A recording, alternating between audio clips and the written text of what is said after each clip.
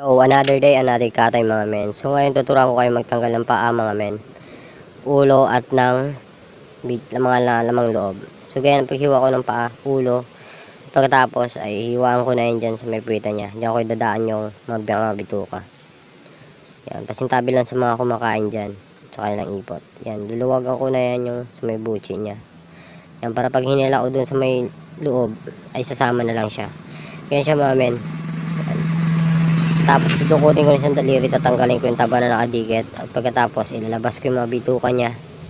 Kaya pag nalabas na, dudukutin ko diretso hanggang sa dulo para hindi madurog yung atay niya. Pagkatapos hihilain ko na yan yung kanyang balon-balonan dyan sa loob. Ayan lang, para walang hiwa dun sa itaas niya mga men, sa may puti niya, para malinis tignan. Ayan lang, gaya lang ginagawa ko.